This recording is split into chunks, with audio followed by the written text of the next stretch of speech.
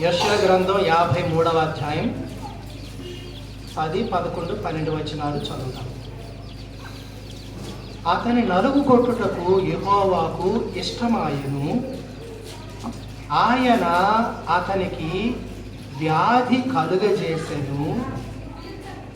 అతడు తన్ను తానే అపరాధ పరిహారార్థ బలి చేయగా అతని సంతానము చూచును. అతడు దీర్ఘాయుష్మంతుడగును. యెహోవా ఉద్దేశము అతని వలన సఫలమగును. అతడు తనకు కలిగిన వేదనను చూచి తృప్తి నొందును. నీతిమంతుడైన నా సేవకుడు జనుల దోషములను భరించి తనకున్న అనుభవ జ్ఞానము చేత అనేకులను నిర్దోషులుగా చేయును. కావున గొప్పవారితో నేను అతనికి పాలు పంచిపెట్టెదను. ఘనులతో కలిసి అతడు కొల్ల సొమ్ము విభాగించుకొను. ఏలయనగా మరణము నొందునట్లు అతడు తన ప్రాణమును ధారపోసెను. అతిక్రమములు చేయబడిన వారిలో ఎంచబడిన వాడాయను. అనేకుల పాపములను భరించుచు తిరుగుబాటు చేసిన వారిని గూర్చి విజ్ఞాపనము చేసెను. ఆదికాండము 50వ అధ్యాయము 16 నుండి చదవండి. యోసేపునకు ఎలాగు వర్తమానము పంపిరి, నీ తండ్రి తాను చావక మునుపు ఆజ్ఞాపించినదేమనగా, మీరు యోసేపుతో నీ సహోదరులు నీకు కీడి చేసిరి కనుక దయచేసి వారి అపరాధమును వారి పాపమును క్షమించుమని అతనితో చెప్పుడనెను. కాబట్టి దయచేసి నీ తండ్రి దేవుని దాసుల అపరాధము క్షమించుమనిరి. వారు యోసేపుతో ఇలాగ మాట్లాడుచుండగా అతడు ఏడ్చాను. మరియు అతని సహోదరులు పోయి అతని ఎదుట సాగిలిపడి, ఇదిగో మేము నీకు దాసులమని చెప్పగా, యోసేపు భయపడకుడి, నేను దేవుని స్థానమందున్నానా? మీరు నాకు కీడి చేయను ఉద్దేశించిరి కానీ నేటి దినమును జరుగుచున్నట్లు, అనగా బహు ప్రజలను బ్రతికించినట్లుగా అది మేలుకే దేవుడు ఉద్దేశించెను. కాబట్టి భయపడకుడి, నేను మిమ్మును మీ పిల్లలను పోషించదనని చెప్పి వారిని ఆదరించి వారితో ప్రీతిగా మాట్లాడెను. 2026వ సంవత్సరంలో 2వ వారము ప్రభు దినం మనం కలిగి దేవుని మందిరంలో ప్రభువును సేవించడానికి మనం వచ్చాము. విన్న వాక్యాన్ని జాగ్రత్తగా మనసులో ఉంచుకుందాం. ప్రభు అయిన యేసుక్రీస్తు వారు ఆయన్ని శ్రమ పెట్టుట, బాధ పెట్టుట తండ్రికి ఇష్టమైంది. తిరుగుబాటు చేసిన వారిని గూర్చి కూడా ప్రభు అయిన యేసుక్రీస్తు వారు మరి ఆయన క్షమాపణ ఇచ్చాడు. తిరుగుబాటు చేసిన వారిని క్షమించాడు. యోసేపు ఐగుప్తు దేశంలో ఉన్నప్పుడు అన్నలు చిన్నప్పుడే అతని వస్త్రాలు తీసి గొంతలో పడివేసి మిద్యానీయులకి అమ్మివేసినప్పుడు యోసేపు ఎంత బ్రతిమాలిన సహోదరుడు అతన్ని అమ్మివేసినప్పుడు ఐగుప్తు దేశానికి అతడు కొనుక్కోబడి పొతీఫర్ ఇంట ఆయన దాసునిగా అమ్మబడినప్పుడు తన బట్టి దేవుడు పొతీఫర్ని ఆశీర్వదించాడు. యోసేపు ఆ ఇంట్లో అడుగుపెట్టిన తర్వాత ఐశ్వర్యము అధికమైంది పొతీఫర్కి. యోసేపు ఎంతో చక్కనివాడు కనుక ఎవరు లేని సమయంలో ఆ ఇంటి ఆవిడ యోసేపును మరి పాపముకు ప్రేరేపించినప్పుడు యోసేపు ఒప్పుకోలేదు. యోసేపు ఎన్నో కష్టాలు, ఎన్నో శ్రమలు, ఎన్నో బాధలు పాత నిబంధనలో యేసు ప్రభువారిని మనకి జ్ఞాపకం చేస్తాయి. యేసు ప్రభువారు ఎలాగైతే పాపం లేనివాడుగా ఉన్నాడో, యోసేపు తన ప్రవర్తనలో పాపం చేయలేదు. అందుకు యజమానుడు వచ్చినప్పుడు పొతీఫర్ భార్య యోసేపు పై వస్త్రం తన చేతిలో ఇది చూపించి ఒక మాట చెప్పింది. ఆ కుర్రవాడు నన్ను ఎగతాళి చేయడానికి వస్తే నేను కేక వేస్తే పారిపోయాడని. యోసేపులో ఏ దోషం లేదు, కానీ శిక్ష విధించబడి చెరసాలకి వెళ్ళాడు. ప్రభువైన యేసుక్రీస్తు వారు మన పాపముల కొరకు ఆయన శిక్ష పొందాడు. ఇద్దరు ఖైదీల మధ్య యోసేపు ఉంచబడ్డాడు. యేసు ప్రభువారు ఇద్దరు దొంగల మధ్య సిలువలో వేలాడాడు.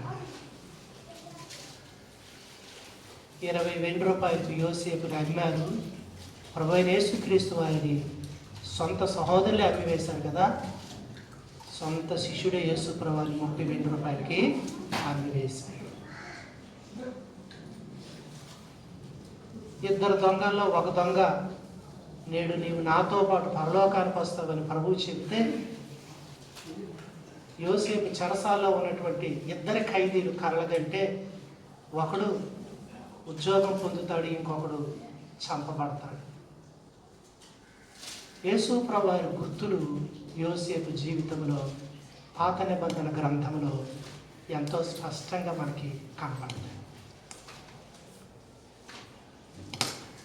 యాకోబు పిల్లలందరికంటే అధికంగా యోసేపును ప్రేమించాడు. తండ్రికి కలిగిన ఏకైక కుమారుడు ప్రభువైన యేసుక్రీస్తు. దేవుడు లోకాన్ని ప్రేమించి తన కుమారుని లోకానికి రక్షణ కొరకు శిలువ మరణానికి తన ఏకైక కుమారుని ఆయన పంపించాడు. యోసేపు తండ్రి యాకోబు ఒక చక్కని అంగీ కుట్టిస్తాడు. యేసు ప్రభువారికి ఉన్న ఆ అంగీ చీట్లు వేసి పంచుకుంటారు. యోసేపు అంగీ తీసి గొర్రెపిల్ల రక్తంలో ముంచేసి యోసేపు అంగీని యాకోబు దగ్గర పడేసి, ఇది నీ కుమారుడిదేమో పోర్చుకో అని చెప్పినప్పుడు వృద్ధ తండ్రి ఎంతో దుఃఖించి, ఇది నా కుమారుడిదే, నిశ్చయముగా క్రూర మృగము యోసేపుని చీల్చివేసింది అనుకున్నాడు. యాకోబు జీవితంలో నిరీక్షణ లేదు, ఇంకెప్పుడు నేను యోసేపును చూడలేను అనుకున్నాడు. యోసేపు అంటే ఎంతో ప్రాణానికి ప్రాణం. రాహేలు కన్న కొడుకు, యాకోబు ప్రేమించిన భార్య. తర్వాత బెన్యామీను పుట్టాడు. ఆ బెన్యామీను పుట్టిన తర్వాత తల్లి చనిపోయింది. యోసేపు తల్లి ఆలన పాలన లేదు. తన సహోదరుల తల్లి దగ్గర, యాకోబు ఉపపత్నుల దగ్గర, ఆ పిల్లల దగ్గర ఆడుకుంటూ వచ్చాడు. వారి చెడుతనాన్ని గురించి తండ్రికి ఎప్పుడు చెప్తూ వచ్చేవాడు. ప్రభు మన పాపాన్ని మనకి జ్ఞాపకం చేసి దానికి పరిహారం ఏమిటో ప్రభు సూచించాడు. గేలి చేయడానికి కాదు, హేళన చేయడానికి కాదు. కాబట్టి ఈ రీతిగా యోసేపుని యాకోబు అన్నల దగ్గరికి పంపిస్తాడు. అన్నలు ఎలాగున్నారో చూసిరా అని చెప్పి. ప్రభువైన యేసుక్రీస్తు వారు లోకంలో తన పిల్లలందరూ చెడిపోయి ఉండగా మరి దేవుడు తన కుమారుని లోకానికి పంపించాడు. అన్నల దగ్గరికి మరి పంపించిన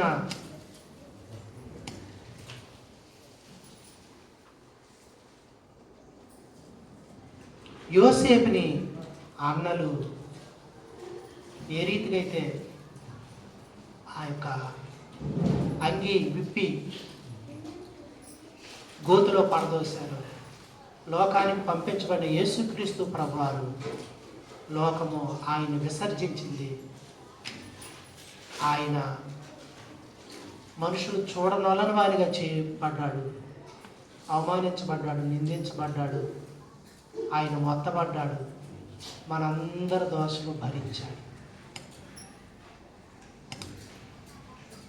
ఆయన ద్వేషించి దూషించి నువ్వు దైవ కుమారుడు అయితే సిలువ నుండి దిగు అని హేళన చేసిన, తిరుగుబాటు చేసిన వారి కొరకు కూడా విజ్ఞాపన చేసి, తండ్రి మీరేమి చేయించున్నారు వీరికి తెలియదు, మీరు క్షమించని చెప్పి ఈ రీతిగా యోసేపు జీవితంలో నుండి ప్రభు అయిన యేసుక్రీస్తు వారిని మనం చూస్తాం. చిన్నప్పుడే తండ్రి దగ్గర ఉన్నప్పుడు ఆయన కన్న కళ ఏమిటి? ఆ కళ పొలంలో పంట చేను కోస్తా ఉంటుండగా తన పన లేచి నిలబడిందని, ఆ అన్నయ్యల యొక్క పనులన్నీ కూడా దానికి సాగిలి పడ్డాయని చెప్తే, ఏమరా నీవు మా మీద ఏలికవుతావా అన్నారు వాళ్ళు. మరుసటి రోజు కలగన్నాడు, తండ్రి నాకు ఇంకొక కళ వచ్చిందని చెప్పాడు. ఏమిటది అన్నాడు. ఆకాశమందు సూర్యుడు, చంద్రుడు, ఆ 12 నక్షత్రాలు ఉన్నాయి. నా నక్షత్రానికి సూర్యుడు, చంద్రుడు, మిగతా నక్షత్రాలన్నీ సాగిలు పడ్డాయని చెప్పి, ఏం కలగన్నావురా? నేను, నీ తల్లి, లేకపోతే నీ సహోదరులు అందరూ నీకు మొక్కాలా? తప్పు, అటువంటి కలగనకు. రాబో సంగతి దేవుడు ముందుగానే యోసేపు చూపించాడు. కానీ చిన్న ప్రాయంలో ఏమి జరుగుతుందో తనకు తెలియదు. కానీ ఇంటి మీద ధ్యాసతో, ఆశతో, తండ్రిని విలువలేక మిద్యానీయులకు అమ్మబడినప్పుడు ఎంతో దుఃఖిస్తూ, బాధిస్తూ, రోధిస్తూ, వేదన పొందుతూ వెళ్ళాడు. పొతీఫర్ ఇంట్లో కొన్ని పర్వాలేదు అని చెప్పి అనుకుంటే లేని నిందకి జైలు పాలయ్యాడు. అక్కడ 2 ఖైదీలు జైల్లో ఉంచబడ్డారు. వాళ్ళు రాజుకి పాత్రను అందించేవాళ్ళు ఒకరైతే, భోజనం పెట్టేవాడు ఒక ఆయన. భక్ష్యకారుల అధిపతి అంటే భోజనాలు చేయడానికి అందరికీ లీడర్. రాజుగారికి ఈరోజు ఏమేమి మనం పెట్టాలి. ఈ పానవాయికల అధిపతి ఏమిటంటే, రాజు ఎప్పుడు ద్రాక్ష రసం తాగాలనుకుంటే అతనికి పాత్రను అందించేటటువంటి వాడు. ఈ పరిస్థితిలో వాళ్ళు ఉద్యోగం చేస్తుంటే ఒకసారి రాజు మీద విషప్రయోగం జరిగింది. ఆహారంలో ఏదో కల్తీ రాజుగారిని చంపాలని. ఈ కుట్రలో ఎవరి భాగము? తేలినంత వరకు వీళ్ళని జైల్లో పెట్టండి. ఆ జైల్లో యోసేపు ఉన్నాడు. ఈ 2 ఖైదీల మధ్య ఉన్నాడు. ఒకరోజు వాళ్ళు లేచారు, చాలా దిగులుగా ఉన్నారు. అన్నలారా, ఈరోజు మీరు ఎందుకురా దిగులుగా ఉన్నారు అని అడిగితే వాళ్ళు అన్నారు, ఏమీ లేదు, మేము ఒక కలగన్నాము అని. నువ్వు కలగన్నావా? నేను కలగన్నాను అంటున్నాడు రెండో వాడు. అన్నలారా ఏం కలగన్నారు చెప్పర్రా అని చెప్పి అంటున్నాడు ఆ యొక్క పానదాయకుల అధిపతి. ఒక ద్రాక్ష వల్లిని చూశాను, దానికి 3 గెలలు ఉన్నాయి, పక్వానికి వచ్చాయి. అవి వాటిని పిండి గిన్నెలో వేసి నేను రాజుగారికి ఇస్తుంటే రాజుగారు తీసుకొని పానం చేశారు అని అంటే, ఓ ఇదా, మరి 3 రోజుల్లో రాజు నీ ఉద్యోగం నీకు ఇస్తాడు, నీ ఉద్యోగంలో నువ్వు జాయిన్ అవుతావు, ఎప్పట్లాగే అతనికి పాత్ర అందిస్తావు. నువ్వు ఉద్యోగంలో జాయిన్ అయిన తర్వాత నన్ను జ్ఞాపకం చేసుకుని, నేను నేరం చేయలేదు, కొంచెం నన్ను విడిపించడానికి ప్రయత్నించే అని చెప్పాడు. వెళ్ళాడు, మర్చిపోయాడు, ఉద్యోగంలో జాయిన్ అయిపోయాడు. ఆ కథ చాలా బాగుంది అనుకున్నటువంటి వ్యక్తి వెంటనే ఇతని కథ కూడా చెబితే ఈయనకేమని చెప్పాడు? 3 గంపలు ఫరో కొరకు చేయబడినటువంటి పిండి వంటలు 3వ గంపలో ఉంటే మిగతా 2 గంపల పైన ఆ గంప ఉంచబడింది. నేను ఫరో దగ్గరికి తీసుకుని వెళ్తుండగా ఆకాశ పక్షులు వచ్చి ఫరో ఉంచబడినటువంటి ఆహార పదార్థాలు ఎత్తుకెళ్ళిపోతాయని చెప్పాడు. మరి 3 రోజుల్లో రాజు నీ తలపైకెత్తి నేరం నీ మీద మోపి నిన్ను మ్రాణులు వేలాడదీస్తాడు. ఆకాశ పక్షులు వచ్చి నీ మాంసాన్ని ఎత్తుకుపోతాయని చెప్పారు. యోసేపు చెప్పినట్లుగే ఫరో పుట్టుక దినం వచ్చింది. వీళ్ళిద్దరూ పిలిపించబడ్డారు.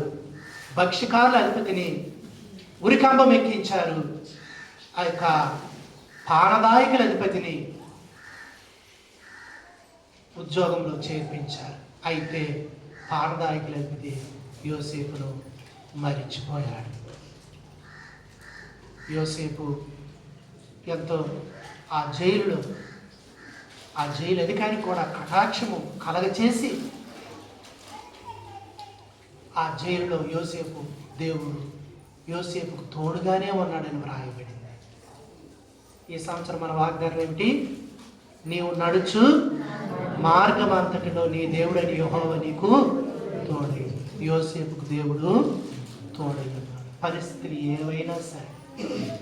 మన పెద్ద పాట పుస్తకంలో ఆ పాట ఉంటుంది. దేవుడు మనకు ఎల్లప్పుడు, దేవుడు మనకు ఎల్లప్పుడు తోడు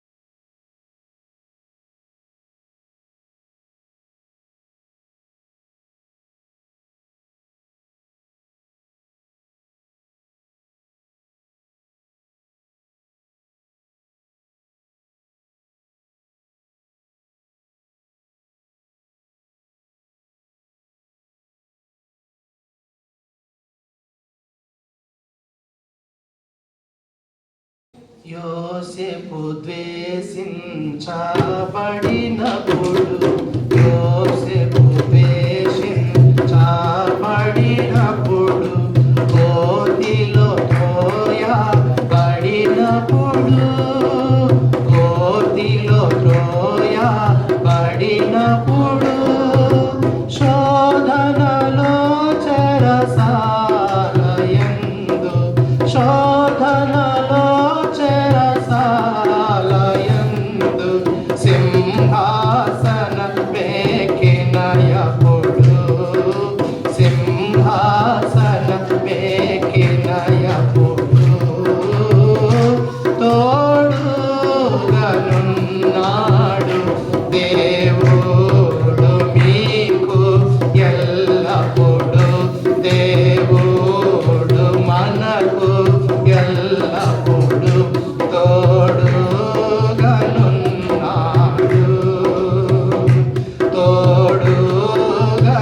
తోడుగనున్నాడు, తోడుగనున్నాడు. నిజానికి యోసేపుకు దేవుడు తోడుగా ఉన్నాడు. పరాయి దేశంలో శ్రమలన్నిటిలో ఎవరు విడిపించేవారు లేరు. ఖైదులో ఉన్నప్పుడు దేవుడు తనకు తోడుగా ఉన్నాడు. పరిస్థితి లోకంలో ఎవరు మనల్ని ఆదుకోరు, ఎవరు మనల్ని విడిపించలేరు, ఎవరు మనల్ని గొప్ప చేయలేరు, ఎవరు మన కన్నిటిని నాట్యంగా చేయలేరు. దేవుడే చేయగలరు. యోసేపు జీవితంలో దేవుడు అన్ని పరిస్థితుల్లో తోడై ఉన్నాడు. శ్రమ వచ్చినప్పుడు మనం అనుకుంటాం దేవుడు నన్ను మరిచిపోయాడు అనుకుంటాం. లేదు, ఒక శ్రమ ఒక పెద్ద బహుమానంలోనికి నడిపిస్తుంది. కాబట్టి శ్రమలలో, శోధనలో, పరీక్షలో నీవు నిలబడాలి. ఇది విశ్వాసం నేర్చుకోవలసింది. నాకు శ్రమ వద్దు అంటే బహుమానము వద్దన్నట్లే. శ్రమ తర్వాత వచ్చేటటువంటి ఆ గొప్ప బహుమానం కొరకు శ్రమను మనం సహించాలి. యోసేపును దేవుడు ఆ రీతిగా సిద్ధపరిచాడు. అట్టి శ్రమల గుండా వెళ్ళబట్టే అతడే పొరపాటు చేయలేదు. తాను సహించాడు, భరించాడు. తాను ఎంత పరిపూర్ణుడయ్యాడో ఈరోజు వాక్యంలో మనం వింటాం. ప్రియమైన దేవుని పిల్లలారా, రాజుకే కల వచ్చింది. అప్పుడు కలతగా ఉన్నాడు రాజు. ద్రాక్షారసం అడగడం లేదు, భోజనం అనడం లేదు. అలానే ఈ టైం అయ్యేసరికి పాత్ర అందించాలి. కానీ రాజుగారు భోజనం అండు, పానం అండు. అయ్యా టైం అయిపోయింది, ఇంకా మీరు తాగలేదంటే చింతగా ఉన్నాడు. అయ్యా తమని చింతకు కారణం ఏమిటి? నాకు రాత్రి ఒక కల వచ్చింది, చాలా వేదనగా ఉంది అన్నాడు. వెంటనే ఈయన జ్ఞాపకం వచ్చింది. మీకు ఏ కలైనా భయం లేదండి, దానికి భావం చెప్పిన వాళ్ళు ఉన్నారు. మీరు నన్ను జైలుకి పంపించినప్పుడు నాకు ఉద్యోగం వస్తుందని చెప్పాడు ఆ కుర్రాడు. పానదాయకుల అధిపతిగా నేను మరలా జాయిన్ అయితే నన్ను జ్ఞాపకం చేసుకోమని ఆ కుర్రాడు మర్చిపోయాను. ఈ సందర్భంలో నేను గుర్తు చేసుకుంటున్నాను. అప్పటి తల్లిదారు రాజుగారు క్షమించి నన్ను చేయించుకున్నారు. ఆ కుర్రాడే చెప్పాడు, దక్షిణ అధిపతికి ఉరి శిక్ష విధించబడుతుందని చెప్పాడు. అలాగే జరిగింది. ఆ కుర్రాడిని తీసుకొస్తానండి అని చెప్పాడు. వెంటనే ఖైదులో ఉన్నటువంటి యోసేపుని రాజు ఆజ్ఞను బట్టి ఖైదు నుండి విడుదల చేయించి ఆయన చక్కగా ఆ పెరిగిపోయిన జుట్టుని కత్తిరించి స్నానం చేయించి మంచి వస్త్రాలు వేసి రాజు దగ్గరికి తీసుకొచ్చారు. చెప్పాడు రాజు తన కళ.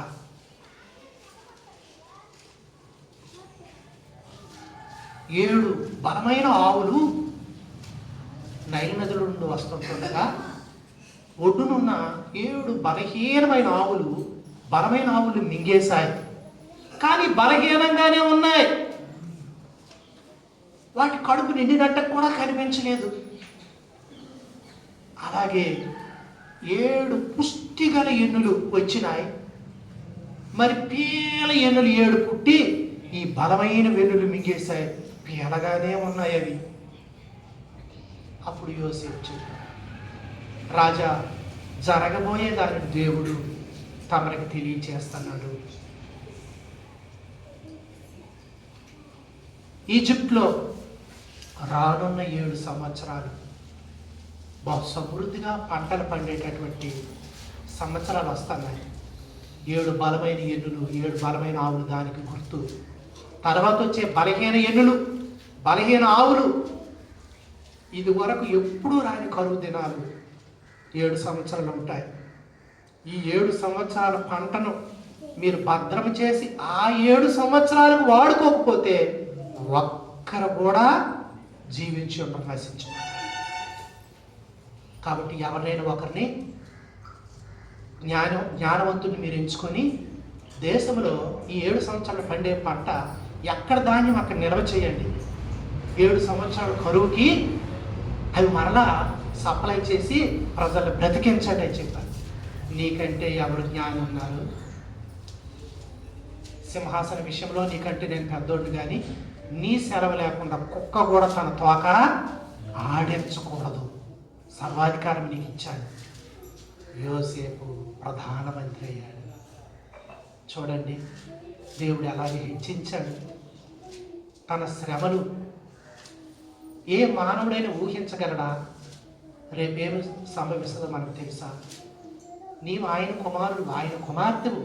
నీ పట్ల ఆయన సంకల్పాన్ని గురించి నీవెందుకు చింతిస్తావు? నీవెందుకు బాధపడతావు? డబ్బు మీద ఆధారపడతావు? ఉద్యోగం మీద ఆధారపడతారు, ఆరోగ్యం మీద ఆధారపడతాం, ఎన్నింటి మీద ఆధారపడతాం. కానీ దేవుడు నాకు తోడై ఉంటే చాలు అని ఆనందం. యాకోబు కూడా ఏమంటాడు? నీవు నాకు తోడై ఉండి అన్నపానాలు ఇచ్చి, తినడానికి తిండి, కట్టుకోవడానికి వస్త్రం ఇస్తే నీవు నాకు దేవుడివై ఉంటావు. మనం అలాగంటామా? అపోస్తులు అలాగన్నారా? అలాగనలేదు. పరిస్థితులు ఏవైనా సరే దేవుడు తోడై ఉన్నాడన్నదే మనకు ఆనందాన్ని ఇస్తుంది. ఆయన మనకు తోడై ఉంటే దేనినైనా మనం జయించగలుగుతాం. ఇదంతా జయించడం ఎందుకంటే, జయించువారు ఎవరంటే జయించువారే బహుమానం పొందుతారు, జయించువారే రాజులు. ఒక గొప్ప రాజ్యంలో నీవు ఉండాలి. కాబట్టి జయ జీవితం మనకు అవసరమనేది దేవుని ఉద్దేశం. లోకాన్ని, పాపాన్ని, శత్రువుని, అపవాదిని, వాని క్రియలను ఓడించి జయించి నిలబడాలి. అలాగ దేవుడు చేస్తాడు. యోసేపును దేవుడు ఆ స్థితిలో తీసుకుని వెళ్ళి తన జీవితం ద్వారా యోసేపు నిరూపించాడు, గొప్ప అధికారి అయ్యాడు. 7 సంవత్సరాల కరువు కాలము మరి సమృద్ధిగా పండే సంవత్సరాల తర్వాత వచ్చింది. అప్పుడు కనాన్లో కూడా కరువు ఉన్నది. అప్పుడు ధాన్యం కొనడానికి యోసేపు సహోదరులు ఐగుప్తుకి వచ్చారు. మనకు తెలుసు ఏమైంది. అప్పటికే పెద్దోడైపోయాడు, వేషం మారిపోయింది, భాష మారిపోయింది, మనిషి మారిపోయాడు. ఏదో ఒక బానిసగా అమ్మేసాం అనుకున్నారు వాళ్ళు. ఒక అధికారిగా కనిపిస్తాడన్న సంగతి వాళ్ళకి అసలు తెలీదు. తన సహోదరుని ధాన్యం కొనడానికి వచ్చినప్పుడు చూసిన వాళ్ళు పోల్చుకోలేనటువంటి పరిస్థితి. మీరు వేగులు వారు, మీ ముఖాలు ఎప్పుడు మాకు కనబడలేదు, మా దేశం కాదండి, పక్క దేశం నుండి వచ్చాం, కరువు, మా తండ్రి ఉన్నాడు, మేము ఎంతమంది సంతానము, ఒకడు లేడు, ఇవన్నీ చెప్పారు. ఉన్నాను లేరా బాబు అనుకుంటున్నాడు ఈ మాట. వారికి ధాన్యం ఇచ్చి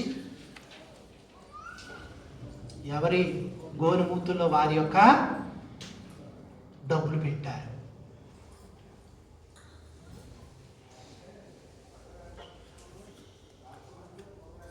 వారిని పంపించారు.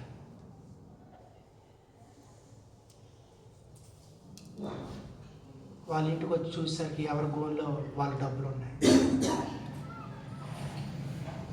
అయితే వాళ్ళు భయపడ్డారు. మరలా వెళ్ళి ధాన్యం తీసుకొని రండి అని చెప్పారు. ఈ కరువు కాలానికి మీ తండ్రి ఉన్నాడా, మీ తమ్ముడు ఉన్నాడని చెప్పారు వాళ్ళు.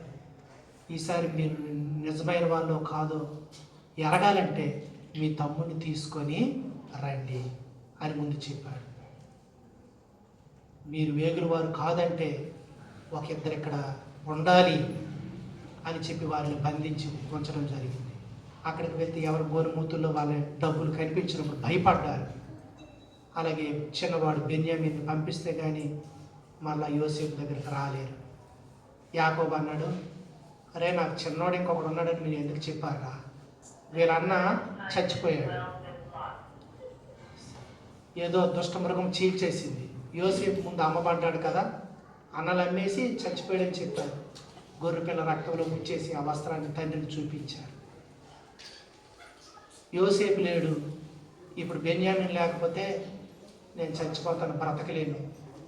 అప్పుడు వాళ్ళు అన్నారు, నీ కుమారునికి ఏమైతే మా పిల్లలు నువ్వేమైనా చేయొచ్చు. సరే, ఏం జరిగితే జరుగుతుంది, దేవుడు కటాక్షించాలా, ఆ మనిషి దగ్గర మిమ్మల్ని కటాక్షించాలి నా దేవుడు అని చెప్పి రెట్టింపు డబ్బులు ఇచ్చి ఆ దేశంలో పండేటటువంటి మంచి మంచి పదార్థాలు ఇచ్చి మరలా ధాన్యం కొనడానికి పంపిస్తే వాళ్ళతో బెన్యామీన్ కూడా వచ్చాడు. వచ్చినప్పుడు జరిగిందంతా తెలుసు. బెన్యామీన్ చూశాడు, ఏడ్చాడు, చాటుకెళ్ళి ఏడ్చాడు. యోసేపు ఒకప్పుడు నన్ను ద్వేషించినట్టుగా నా తమ్ముడిని ద్వేషించలేదు అనుకున్నాడు. వాళ్ళందరికీ భోజనం పెట్టాడు, అందరినీ వరుస ప్రకారం కూర్చోబెట్టాడు. పెద్దోడు రూబేను, షిమ్యోను, లేవి జైలు నుండి తీసుకొని రాబడ్డాడు బంధించినోడు. వారిని కూడా వాళ్ళ లైన్లో పెడితే వీళ్ళు ఆశ్చర్యపోతారు. ఏంటి మనుషులు మమ్మల్ని వయసు ప్రకారం కూర్చోబెడతారు ఏంటి? ఎవరో మధ్య వచ్చి కూర్చుంటే నువ్వు అక్కడ కాదు, నువ్వు వెళ్ళు, నువ్వు ఫలానా నెంబర్లో కూర్చొని చెప్తాను. ఇదేంటంటే ఒకరినొకరు మొక్కలు చూసి ఆశ్చర్యపోతాను. ఇదేంటి ఆర్డర్లో కూర్చోబెడతాడు, ఎవడు పెద్దోడో వాడిని ముందు కూర్చోబెట్టాడు, అలాగా వరుసలో కూర్చోబెడతాడు. ఆశ్చర్యపోయారు వాళ్ళు. భోజన వేళకి వచ్చి సాగిలపడి డబ్బులు ఇచ్చి ఆ బహుమతులు ఇచ్చి మరి వారి భోజనానికి వచ్చినప్పుడు లేదు లేదు నా డబ్బులు నాకు అందాయి, మీ దేవుడే మీకు డబ్బులు ఇచ్చారు, పట్టుకెళ్ళిపోండి అని చెప్పాడు. భోజనం చేస్తున్నప్పుడు బెన్యామీను వంతు 5 వంతులు ఎక్కువ అట వాళ్ళందరికంటే. వాళ్ళందరూ చక్కగా తిన్నారు, తృప్తిగా తాగారు, సంతోషించారు. అప్పుడు వీళ్ళందరికీ ధాన్యం ఇచ్చి పంపించినప్పుడు వెండి గిన్నె బెన్యామీను గోన్లో పెట్టాడు.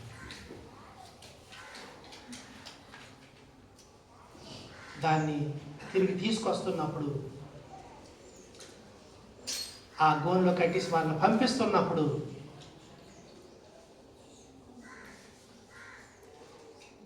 వారు మళ్ళా సైనికులు పంపించి వాళ్ళని పట్టుకొని, మీకు మేలు చేస్తే కీడెందుకు చేశారయ్యా?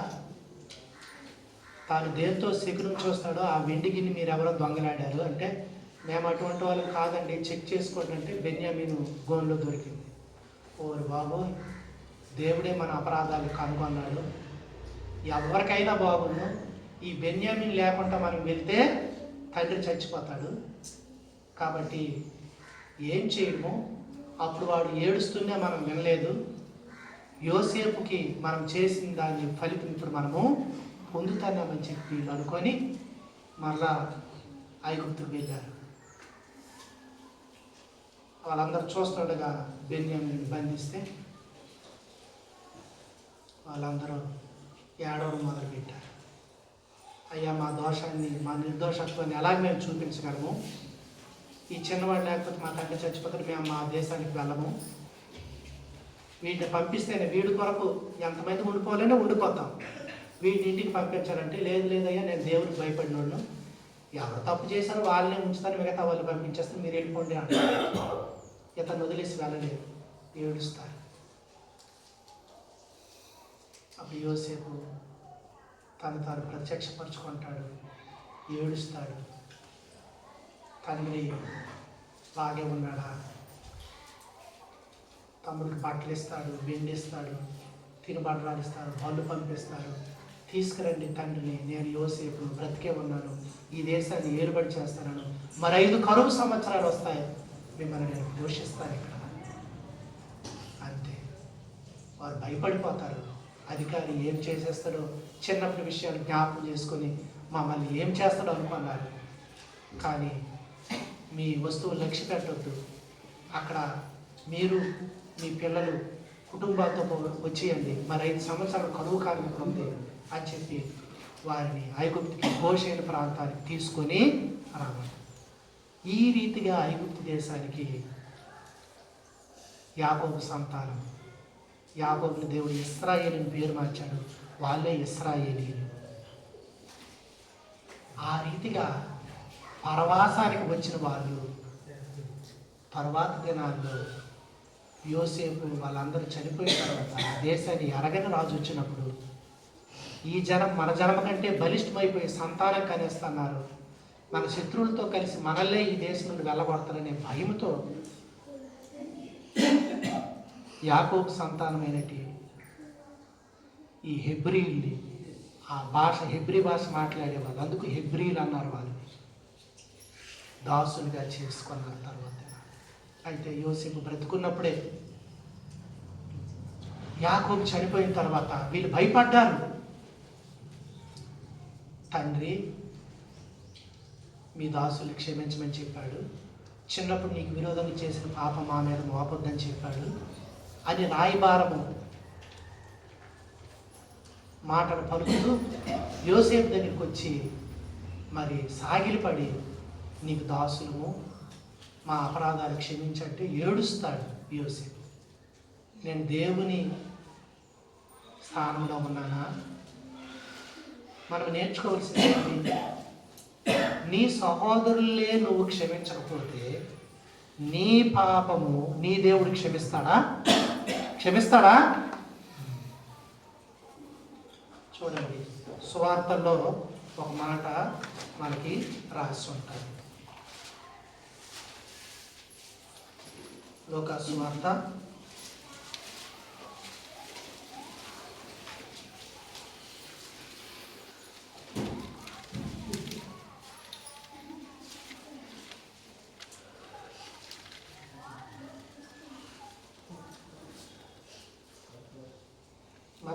18 చూడండి.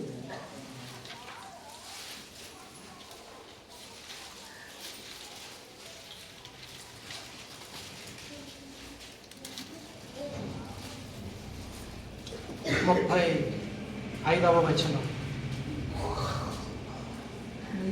మీలో ప్రతి వాడును తన సహోదరుడు హృదయపూర్వకముగా క్షమింపని ఎడల నా పరలోకపు తండ్రి ఆ ప్రకారమే మీ ఎడల చేయను.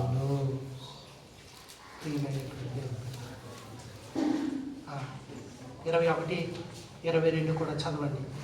ఆ సమయంలో పేతురు ఆయన యొద్దకు వచ్చి, ప్రభువా, నా సహోదరు నా ఎడల తప్పిదము చేసిన ఎడల నేను ఎన్ని మార్లు అతను క్షమింపవలను? 7 మార్లు మట్టుకు అన్నాడు. అందుకు యేసు అతనితో ఇట్లనే, 7 మార్లు మట్టుకే కాదు, 70 ఏళ్ల మార్లు మట్టుకని నీతో చెప్పుచున్నాను.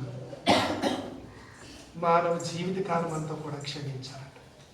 నేను నిన్ను క్షమించకపోతే నా తప్పిదాలు నా దేవుడు ఎలా క్షమిస్తాడు? ఈ వైఖరి ఎప్పుడైనా మనకుందా? దేవుణ్ణి ఆరాధించడానికి వచ్చిన మనము సహోదరులు నిందిస్తూ, శపిస్తూ, పగ పెట్టుకుంటూ ఇక్కడికి వస్తాం.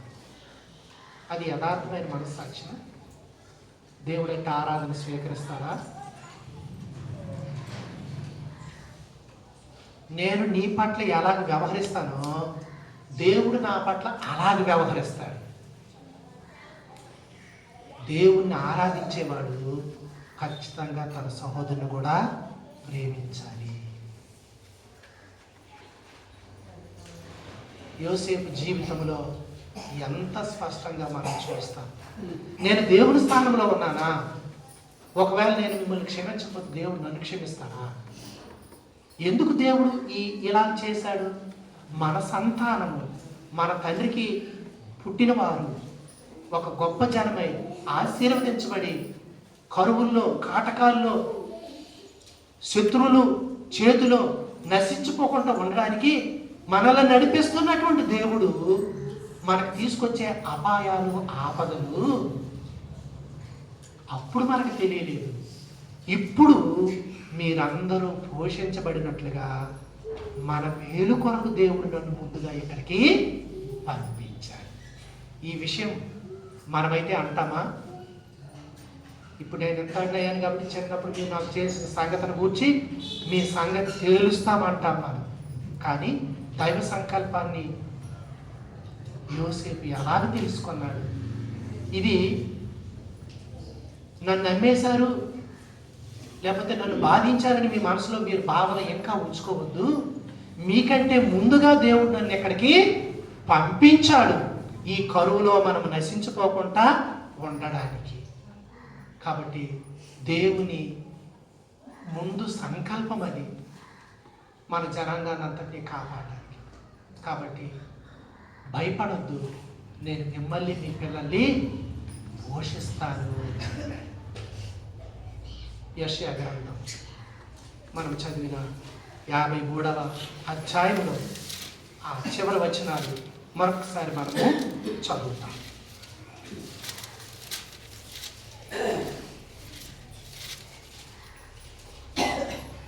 అతని నలుగుకొట్టుటకు యెహోవాకు ఇష్టమైంది. ఎవరిని నలగొట్టడానికి? అతన్నంటే ఎవరిని? ప్రభు అయిన యేసుక్రీస్తు వారిని. ఎవరి నిమిత్తం నలగొట్టాడు? నీ కొరకు, నా కొరకు, మనందరి కొరకు, సర్వలోకము కొరకు తండ్రే తన కుమారుడిని నలగొట్టడానికి ఇష్టమైంది. ఆ కుమారుడు నలగొట్టకపోతే, ఆ కుమారుని శిలువ మరణానికి అప్పగించకపోతే మానవునికి పాపక్షమాపణ లేదు. కాబట్టి దేవుని సంకల్పం ఎంత గొప్పది చూడండి. పాపిని విడిచిపెట్టలేదు. నువ్వు దోషి అని చెప్పి నీ మీద నేరం మోపలే. అతన్ని నలగొట్టడానికి తండ్రికి ఇష్టమైంది. ఆయన అతనికి వ్యాధి కలుగు చేసింది. అతడు తన్ను తానే అపరాధ పరిహారార్థ బలి చెయ్యగా అతని సంతానము చూచును. 5 బలులు లేవి కాండంలో రాయబడ్డాయి. అపరాధ పరిహారార్థ బలాట అంటే అపరాధము పరిహారం చేయబడాలా, పాపము తీసివేయబడాలా. ఆ బలి ప్రభు చేయగా అతని సంతానమైన మనం చూచాము.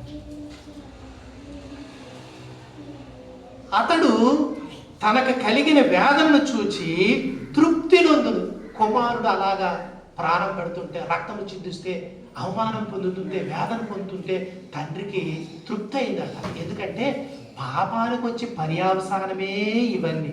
అవమానము, నింద, పాపపు పర్యావసానం. అది మనం అనుభవించవలసిందే.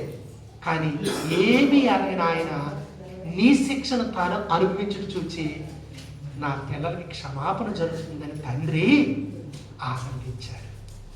పరలోక తండ్రి ప్రేమ ఎంత గొప్పదో ఒకసారి చూడండి.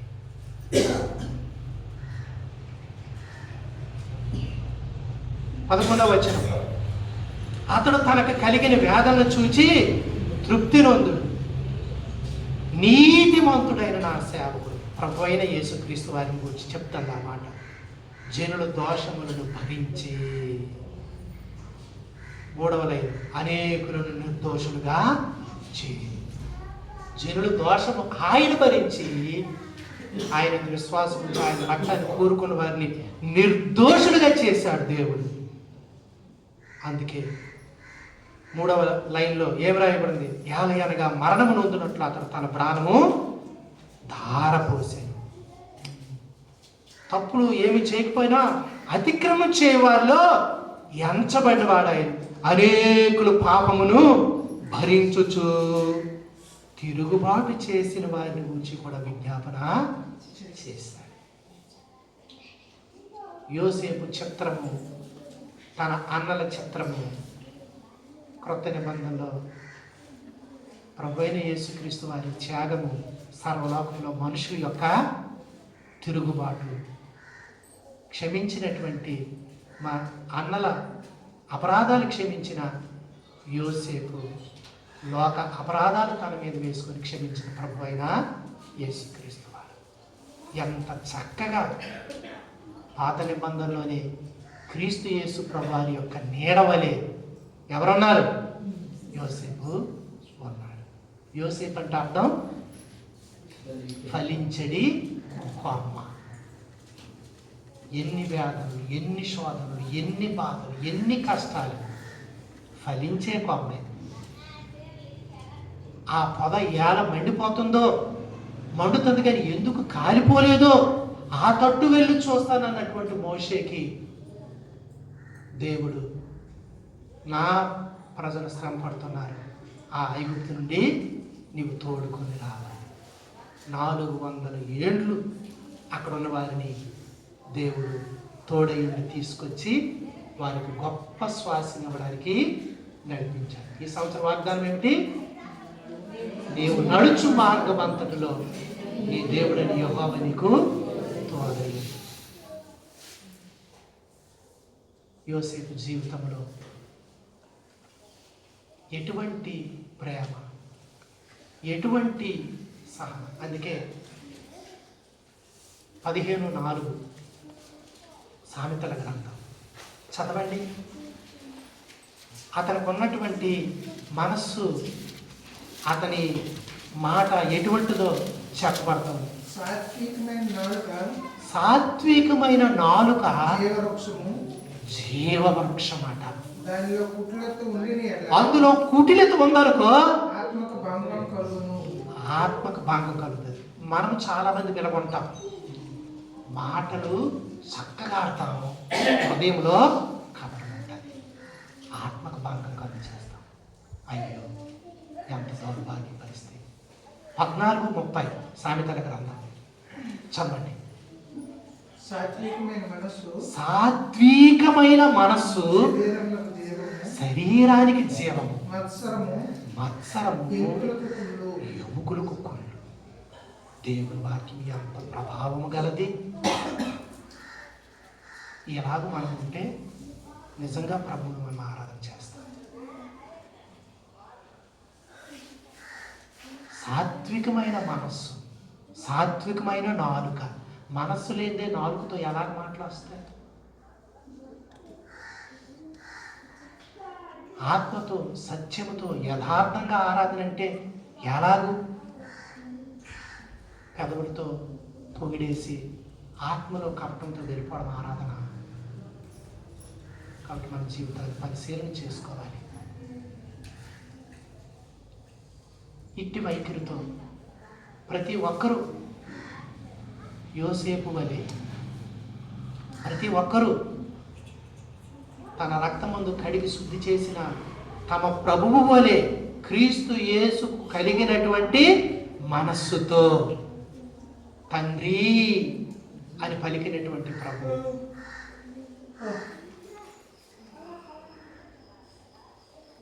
దేవుడు ఆత్మ గనుక ఆయన ఆరాధించేవారు ఆత్మతోనూ సత్యంతోనూ ఆరాధించబడింది.